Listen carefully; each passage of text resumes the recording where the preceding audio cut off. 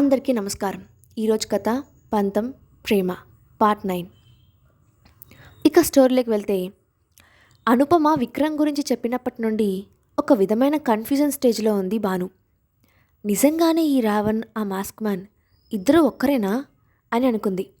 Mask man గురించి తలుచుకోగానే తను మొదటిసారిగా అతన్ని కలిసినప్పుడు ఆ వ్యక్తి తనను చూసిన చూపు గుర్తు వచ్చింది. ఎప్పటికీ కనిపించదు అని అనుకున్నది కనిపించినప్పుడు ఎలా అయితే మనలో దాచేసుకోవాలి అనుకుంటామో అలా ఉంది అతని చూపు. కేఫ్లో తను పడిపోతున్న సమయంలో అతను తనని పడిపోకుండా సెక్యూర్గా పట్టుకున్న విధానం గుర్తు వచ్చిన భాను, నువ్వు ఈ రావణ్ ఒక్కరేనా? నిజంగా ఒక్కరేనా? ఎలా అయినా సరే తెలుసుకోవాలి అని అనుకుంది భాను. అంతలో ఫ్రెష్ అయ్యి తల తుడుచుకుంటూ బయటకు వచ్చాడు విక్రమ్. కేవలం టవల్ మాత్రమే కట్టుకొని ఉన్న విక్రమ్ని చూసిన భాను గట్టిగా కళ్ళు మూసుకొని, ముందు నువ్వు డ్రెస్ వేసుకో అని చెప్పి వాష్రూమ్లోకి వెళ్ళిపోయింది. భాను అలా కంగారుగా వెళ్ళిపోవడం చూసి నవ్వుకున్నాడు విక్రమ్. వాష్రూమ్లోకి వెళ్ళిన భాను అద్దంలో తనని తాను చూసుకుంటూ, ఏమైంది నీకు? ఎప్పుడూ లేనిది ఇలా ఎందుకు అయిపోతున్నావు? స్పృహలోకి రా అని తనతో తానే చెప్పుకుంది. భాను ఫ్రెష్ అయ్యి బయటకు వచ్చేసరికి బెడ్పై పడుకొని ఉన్నాడు విక్రమ్. ఈ రావణాసురుడు అప్పుడే నిద్రపోయాడా అనుకుంటూ వెళ్ళి బెడ్కి మరోవైపు పడుకుంది భాను. విక్రమ్ నిద్రపోతున్నాడు అని నిర్ధారించుకున్న తర్వాత చిన్నగా నవ్వుకుంటూ విక్రమ్ ముఖానికి దగ్గరగా వంగి విక్రమ్ ముఖం సగం వరకు కవర్ అయ్యే విధంగా విక్రమ్ ముఖంపై చేయి పెట్టి చూస్తూ ఉంది భాను. అదే సమయంలో సడన్గా విక్రమ్ కదలడంతో కంగారు పడిన భాను, హో నో, నన్ను ఈ రావణ్ ఈ పొజిషన్లో చూస్తే, దేవుడా నో అనుకుంటూ నెమ్మదిగా విక్రమ్ పక్కనే పడుకొని కళ్ళు మూసుకుంది. భాను వైపు తిరిగిన విక్రమ్ భాను చుట్టూ చేయి వేసి గట్టిగా హత్తుకొని పడుకున్నాడు. తను కదిలితే విక్రమ్ నిద్రలేస్తాడేమో అని కదలకుండా అలాగే ఉండిపోయింది భాను. విక్రమ్ గుండె చప్పుడు భాను మనసుకి ఒక విధమైన సెక్యూర్ ఫీలింగ్ని ఇస్తుంది.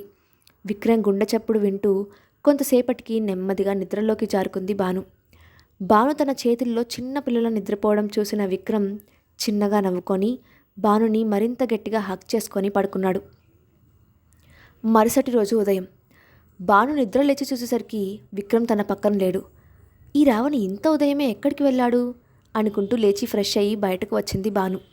భాను కిందకు వచ్చేసరికి ఎవ్వరూ కనిపించకపోవడంతో అటు ఇటు చూస్తూ ముందుకు వెళ్ళింది. బయటకు వెళ్ళబోతున్న సమయంలో వెనుక నుండి పిలిచింది వల్లి. భానుమతిని, మేడం మీకోసం బ్రేక్ఫాస్ట్ రెడీగా ఉంది అని చెప్పింది. వెనక్కు తిరిగి చిన్నగా నవ్వి, నన్ను మీరు భాను అని పిలవండి అని అంది భాను. వల్లి నవ్వుతూ, సరేనమ్మా ముందు రండి అని భానుని డైనింగ్ టేబుల్ దగ్గరకు తీసుకొని వెళ్ళింది. బ్రేక్ఫాస్ట్ చేస్తూ అటు ఇటు చూస్తుంది భాను. భాను విక్రమ్ కోసం వెతుకుతుందని గ్రహించిన వల్లి నవ్వుతూ, విక్రమ్ బాబు ఏదో పనుందని పొద్దున్నే వెళ్ళిపోయారు అని చెప్పింది. వల్లి చెప్పింది విన్న భాను చిన్నగా నవ్వి బ్రేక్ఫాస్ట్ చేసి తన రూమ్లోకి వెళ్ళిపోయింది. రూమ్లోకి వెళ్ళిన భాను ఒక నెంబర్కి కాల్ చేసి మాట్లాడి, ఓకే నేను 20 నిమిషాల్లో అక్కడికి వస్తాను అని చెప్పింది. రెడీ అవ్వడానికి డ్రెస్ కోసం కబోర్డ్ ఓపెన్ చేసిన భానుకి ఒకవైపు విక్రమ్ బట్టలు, మరోవైపు డిఫరెంట్ స్టైల్లో ఉన్న చీరలు ఉన్నాయి. చీరలు కాకుండా వేరే డ్రెస్సెస్ ఏమైనా ఉన్నాయా అని వెతికింది భాను. కానీ చీరలు తప్ప మరే డ్రెస్లు లేవు. దాంతో వాటిని చూసి ఫ్రస్ట్రేట్ అయిన భాను తన లగేజ్ కోసం చూసింది. కానీ అక్కడ తన లగేజ్ కూడా లేకపోవడంతో తప్పక అతి కష్టం మీద చీర కట్టుకొని కిందకి వచ్చింది భాను. కిందకు వచ్చిన భాను ఏం చెప్పి బయటకు వెళ్ళాలి అని ఆలోచిస్తూ ఉంది. అంతలోనే విక్రమ్ ఇంట్లో లేడని గుర్తుకు వచ్చి వల్లితో, నాకు చిన్న పనుంది బయటకు వెళ్తున్నాను అని చెప్పింది. వల్లి భానుని ఆపే ప్రయత్నం చేసింది. కానీ భాను ఏం పర్లేదు, నాకు విజయవాడ తెలుసు అని చెప్పి అక్కడి నుండి వెళ్ళిపోయింది. భాను వెళ్ళగానే వల్లి విక్రమ్కి కాల్ చేసింది. కానీ విక్రమ్ ఫోన్ తీయలేదు. మళ్ళీ చేసినా విక్రమ్ ఫోన్ ఆన్సర్ చేయలేదు. దాంతో ఆర్కేకి కాల్ చేసి భాను బయటకు వెళ్ళిన విషయం చెప్పింది వల్లి. విక్రమ్ విల్లా నుండి బయటకు వచ్చిన భాను కాస్త దూరంలో ఆగి ఉన్న కార్ ఎక్కి అక్కడి నుండి వెళ్ళిపోయింది. ఆ కార్ నేరుగా ఒక కాలనీలోకి వెళ్ళి ఒక ఇంటి ముందు ఆగింది. కార్ ఆ ఇంటి ముందు ఆగగానే భాను గుండె గట్టిగా కొట్టుకోవడం మొదలుపెట్టింది. భాను కార్ దిగి వెళ్ళి ఆ ఇంటి కాలింగ్ బెల్ ప్రెస్ చేసింది. ఎంతసేపటికి తలుపు తీయకపోవడంతో మళ్ళీ కాలింగ్ బెల్ ప్రెస్ చేసింది. అయినా ఎటువంటి రెస్పాన్స్ లేదు.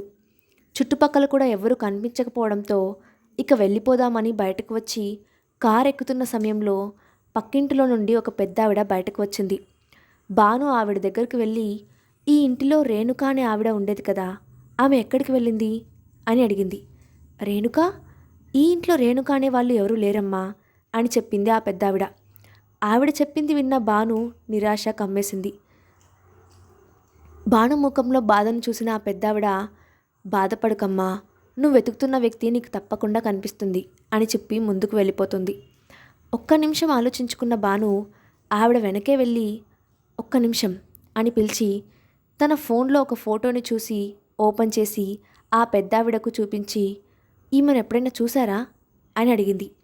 ఆ ఫోటోని పరీక్షగా చూసిన ఆ పెద్దావిడ, ఈ ఫోటోలోని అమ్మాయి ఈ ఇంట్లోని అమ్మాయి ఇద్దరూ ఒక్కరే, కానీ నువ్వన్నట్టుగా ఆమె పేరు రేణుక కాదు, సుమిత్ర అని చెప్పింది ఆ పెద్దావిడ. సుమిత్ర? ఇప్పుడు ఆవిడ ఎక్కడ ఉంది అని అడిగింది భాను. సుమిత్ర కొడుక్కి ఆరోగ్యం బాగలేకపోవడంతో అతన్ని తీసుకొని విశాఖపట్నం వెళ్ళింది. రావడానికి 5-6 నెలలు పడుతుంది అని చెప్పింది అంది ఆ పెద్దావిడ. ఏ హాస్పిటల్కి వెళ్ళారో మీకు తెలుసా అని అడిగింది భాను. ఆ పెద్దావిడ తెలియదని చెప్పి సుమిత్ర ఫోన్ నెంబర్ ఇచ్చింది. ఆ నెంబర్కి ఫోన్ చేయగా స్విచ్ ఆఫ్ వచ్చింది. బామ్మగారు, నేను సుమిత్రాని కలవడం నాకు చాలా ముఖ్యం. ఆవిడ ఇక్కడికి వచ్చినప్పుడు నాకు చెప్పండి అని తన నెంబర్ను ఆ పెద్దావిడకిచ్చి ఆమె నెంబర్ను తను సేవ్ చేసుకుంది. విక్రమ్ ఆఫీస్లో మీటింగ్ కంప్లీట్ చేసుకొని బయటకు వచ్చాడు విక్రమ్. ఆర్కే కంగారుగా విక్రమ్ దగ్గరికి వెళ్ళి, సార్, భానుమతి మేడం ఏదో పని ఉందని చెప్పి బయటకు వెళ్ళారట. వల్లి బామ్మ మీకు కాల్ చేశారట, కానీ మీరు కాల్ ఆన్సర్ చేయలేదని నాకు ఫోన్ చేసి చెప్పింది. నేను సెక్యూరిటీకి కాల్ చేసేసరికి మేడం అక్కడ నుండి వెళ్ళిపోయారు అని చెప్తున్నారు. ఇప్పుడు మేడంని కాంటాక్ట్ అవ్వడం కుదరడం లేదు అని చెప్పాడు ఆర్కే. భానుని కాంటాక్ట్ చేయడం కుదరలేదు అని వినేసరికి విక్రమ్కి ఒక్కసారిగా తన లైఫ్ అంతా మళ్ళీ చీకటైనట్టు అనిపించింది. విక్రమ్ కోపంగా, మేడం బయటకు వెళ్తుంటే ఆమెకి సెక్యూరిటీ ఇవ్వాలని స్పెషల్గా చెప్పాలా అని అరిచాడు. ఒక్క నిమిషం కూడా ఆలస్యం చేయకుండా లిఫ్ట్ వైపు నడిచాడు విక్రమ్. ఆర్కే విక్రమ్ వెనకే వెళ్తూ, సార్, నేను ఆల్రెడీ మన వాళ్ళని పంపించాను, మీరు కంగారు పడకండి అంటూ సర్ది చెప్పబోయాడు ఆర్కే. కానీ విక్రమ్ అవేవీ వినే స్థితిలో లేడు. విక్రమ్ మరియు ఆర్కే కాలేజ్ రోజుల నుండి ఫ్రెండ్స్. ఎటువంటి సిచ్యువేషన్ అయినా సరే కూల్గా హ్యాండిల్ చేసే విక్రమ్ ఇంత కంగారు పడడం ఇన్ని సంవత్సరాల్లో ఆర్కే మొదటిసారిగా చూస్తున్నాడు. లిఫ్ట్ నుండి బయటకు వచ్చిన విక్రమ్ కార్ని వేగంగా డ్రైవ్ చేస్తూ వివి కార్పొరేషన్ బిల్డింగ్ నుండి బయటకు వచ్చాడు. కార్ని డ్రైవ్ చేస్తూనే భానుకి కాల్ చేశాడు విక్రమ్. మొబైల్ రింగ్ అవుతుంది కానీ ఆన్సర్ చేయడం లేదు.